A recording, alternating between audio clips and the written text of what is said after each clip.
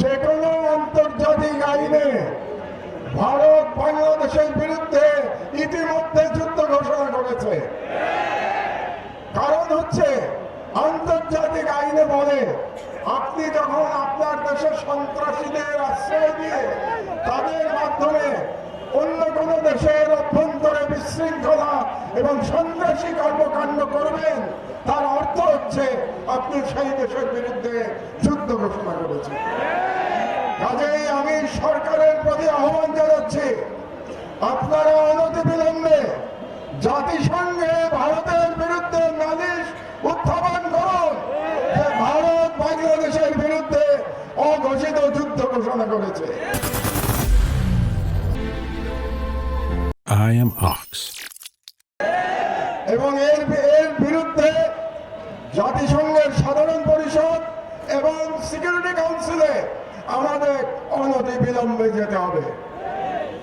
2 নম্বর, রাজনৈতিক দলগুলোর উদ্দেশ্যে আমি বলতে চাই, অনেক রাজনৈতিক নেতা বলে থাকেন যে ভারতের সাথে বন্ধুত্ব করা ছাড়া নাকি ক্ষমতায় যাওয়া যায় না, কিংবা ক্ষমতায় গেলেও টিকে থাকা যায় না।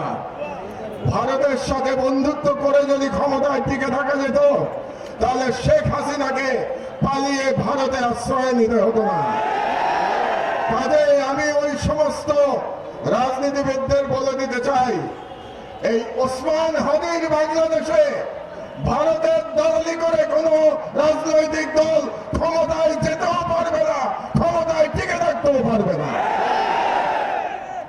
3 নম্বর, আমি ভারত সরকারের প্রতি আহ্বান জানাচ্ছি, আগামী 25শে ডিসেম্বরের মধ্যে আপনারা খুনি মৃত্যুদণ্ডপ্রাপ্ত শেখ হাসিনা এবং আসাদুজ্জামান খান কামাল এবং হাদির হত্যাকারী, হাদির উপরে আততায়ী যারা ছিল, তারা যদি ভারতে আশ্রয় নিয়ে থাকে, তাদেরকে 25শে ডিসেম্বরের মধ্যে আপনারা হস্তান্তর করুন, প্রত্যর্পণ করুন। না হলে আমি হাদির রক্তের কসম দিয়ে বলছি, বাংলাদেশের প্রতিটি ভারতীয় প্রতিষ্ঠানের বিরুদ্ধে আমরা প্রতিরোধ সংগ্রাম শুরু করব।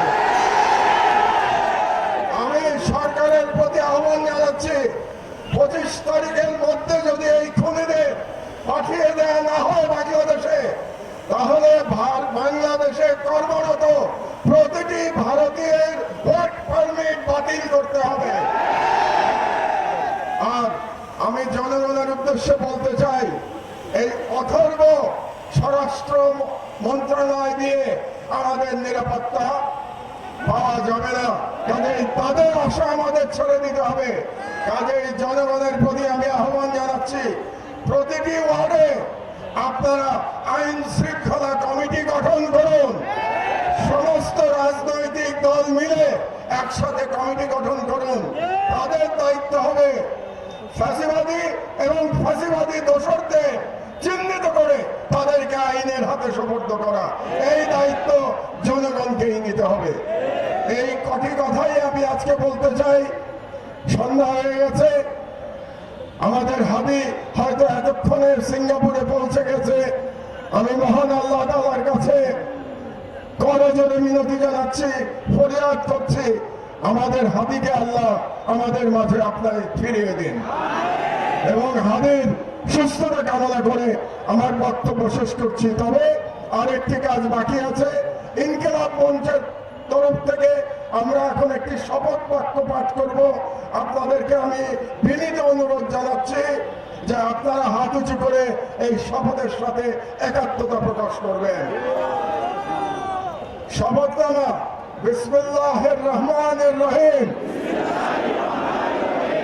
আমরা আজ এই সর্বদলীয় প্রতিরোধ সমাবেশ থেকে মহান সৃষ্টিকর্তার নামে শপথ করছি যে জুলাইয়ের গণ আকাঙ্ক্ষার পক্ষে বাংলাদেশের স্বাধীনতা সার্বভৌমত্বের প্রশ্নে আমরা সকল দলমত নির্বিশেষে ঐক্যবদ্ধ থাকব। দেশের গণতন্ত্র, মানুষের অধিকার জনস্বার্থের বিরুদ্ধে যে কোনো দমনমূলক ফাঁসিবাদী ও পরাধীনতামূলক রাজনীতির বিরুদ্ধে প্রতিরোধ করে তুলব এবং ভারতীয় আধিপত্যের তরলার জনবিরোধী ও রাষ্ট্রের স্বার্থ বিরোধী শক্তি গুম খুন ও গণহত্যাকারীদের দল ভারতের মদস্পুষ্ট আওয়ামী লীগ তাদের সহযোগী তাদের পক্ষে বয়ান উৎপাদনকারী কালচারাল ফোর্সেস কাউকে এই বাংলাদেশে অপরাজনীতি করতে দেব না এবং তাদেরকে রাজনীতিতে প্রাসঙ্গিক করতে আমরা কখনই সহযোগিতা করব না। আইনের শাসন, জনতার ক্ষমতা এবং একটি স্বাধীন সার্বভৌম বাংলাদেশের প্রশ্নে আমরা আপসহীন থাকব। এই মর্মে আমরা শপথ গ্রহণ করলাম। ইনকিলাব জিন্দাবাদ।